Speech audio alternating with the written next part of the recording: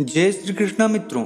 चलते चलते श्रीमद् भगवद गीता के 14वें अध्याय में आ चुके हैं। इस अध्याय का नाम है गुणात्रय विभाग योग। सत्य, रज और तम, इस दुनिया में ये जो भी खेल हो रहा है, सारी राजनीति, सारे नाते रिश्ते, सारे काम धाम, सब इन्हीं तीनों गुणों का कमाल है। और ये बात भगवान श्री कृष्ण अर्जुन को स्वयं बता रहे हैं।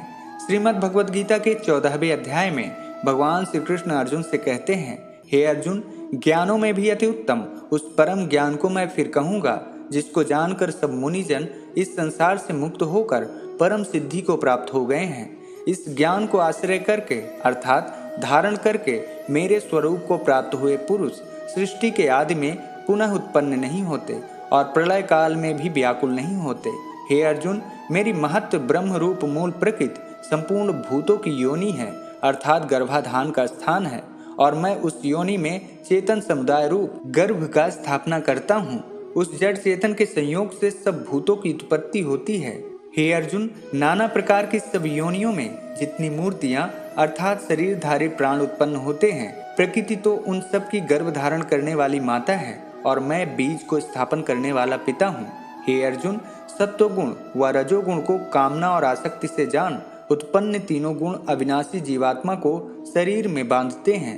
हे निष्पाप, उन तीनों गुणों में सत्वगुण तो निर्मल होने के कारण प्रकाश करने वाला और विकार रहित है। वह सुख के संबंध से और ज्ञान के संबंध से अर्थात उसके अभिमान से बांधता है।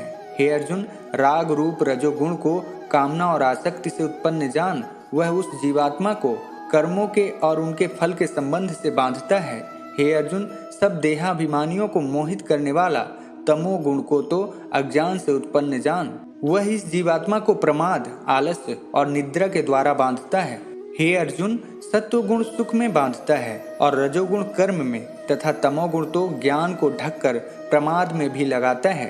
हे अर्जुन, रजोगुण और तमोगुण को दबाकर सत्वगुण और सत्वगुण और तमोगुण को दबाकर रजोगुण, वैसे ही सत्वगुण और रजोगुण को दबाकर तमोगुण होता है अर्थात बांधता है। जिस समय यह देह में तथा अंतःकरण और इंद्रियों में चेतनता और विवेक शक्ति उत्पन्न होती है, उस समय ऐसा जानना चाहिए कि सत्व गुण बढ़ रहा है।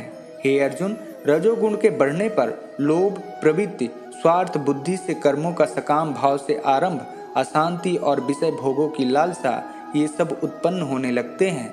हे अर्जुन, तमोगुण के बढ़ने पर अंतःकरण और इंद्रियों में अप्रकाश, कर्तव्य कर्मों में अप्रवृत्ति और प्रमाद अर्थात व्यर्थ चेष्टा और आदि अंतःकरण की मोहिनी वृत्तियां, ये सब उत्पन्न होते हैं। जब यह मनुष्य सत्वगुण की वृद्धि में मृत्यु को प्राप्त होता है, तब तो उत्तम कर्म करने वालों के निर्मल दिव्य स्वर्ग आदि लोकों को प्राप्त होता है। रजोगुण बढ़ने पर मृत्यु को प्राप्त होकर कर्मों के आसक्ति वाले मनुष्यों में उत्पन्न होता है तथा तमोगुण के बढ़ने पर मरा हुआ मनुष्य कीट, पशु आदि मूढ़ योनियों में उत्पन्न होता है। श्रेष्ठ कर्म तो सात्विक अर्थात सुख, ज्ञान और वैराग्य आदि निर्मल फल कहा जाता है। राजस कर्म का फल दुख एवं तामस कर्म का फल अज्ञान कहा है। सत्वगुण से ज्ञान उत्पन्न होता है और रजोगुण से निसंदेह लोभ तथा तमोगुण से प्रमाद और मोह उत्पन्न होता है और अज्ञान भी होता है। सत्वगुण में स्थित मनुष्य स्वर्ग आदि लोकों को जाते हैं। रजोगुण में स्थित राजस मनुष्य मध्य में स्थित मनुष्य लोक में ही रहते हैं और तमोगुण के कार्य रूप निद्रा, प्रमाद और आलस्य आदि में स्थित तामस पुरुष अधोगति को अर्थात कीट, पशु आदि नीच योनियों को तथा नरक को प्राप्त होता है। जिस समय दृष्टा तीनों गुणों के अतिरिक्त अन्य किसी को करता नहीं देखता और तीनों गुणों से अत्यंत परे सच्चिदानंद घन स्वरूप मुझ परमात्मा को तत्व से जानता है, उस समय वह मेरे स्वरूप को प्राप्त होता है। यह मनुष्य शरीर की उत्पत्ति के कारण रूप इन तीनों गुणों को उल्लंघन करके जन्म, मृत्यु, वृद्धावस्था और सब प्रकार के दुखों से मुक्त होकर परम आनंद को प्राप्त होता है। भगवान श्री कृष्ण के इन वचनों को सुनकर अर्जुन बोले, हे माधव, इन तीनों गुणों से अतीत पुरुष किन किन लक्षणों से युक्त होता है और किस प्रकार के आचरणों वाला होता है तथा हे प्रभु, मनुष्य किस उपाय से इन तीनों गुणों से अतीत होता है। अर्जुन के प्रश्नों को सुनकर भगवान श्री कृष्ण कहते हैं, हे अर्जुन, जो पुरुष सत्वगुण के कार्य रूप प्रकाश को और रजोगुण के कार्य रूप प्रवृत्ति को तथा तमोगुण के कार्य रूप मोह को भी न तो प्रवृत्त होने पर उनसे द्वेष करता है और न निमित्त होने पर उसकी आकांक्षा करता है। जो साक्षी के सदृश स्थित हुआ गुणों के द्वारा विचलित नहीं किया जा सकता और गुण ही गुणों में बरतते हैं, ऐसा समझता हुआ जो सच्चिदानंद घन परमात्मा में एक ही भाव से स्थित रहता है एवं उस स्थिति से कभी विचलित नहीं होता, जो निरंतर आत्मभाव स्थित दुख सुख को समान भाव वाला, ज्ञानी प्रिय तथा अप्रिय को एक सा मानने वाला और अपनी निंदा स्तुति में भी समान भाव वाला है, जो मान और अपमान में सम है, मित्र और बैरी के पक्ष में भी सम है एवं संपूर्ण आरंभों में कर्तापन के अभिमान से रहित है, वह पुरुष गुणातीत कहा जाता है।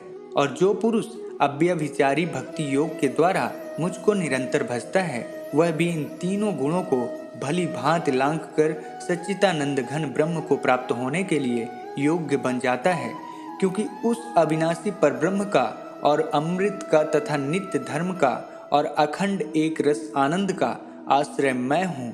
तो मित्रों, इस प्रकार श्रीमद् भगवद गीता का 14वां अध्याय, जिसका नाम है गुणात्रय विभाग योग, समाप्त हुआ। मिलते हैं अगले अध्याय में। जय श्री कृष्ण।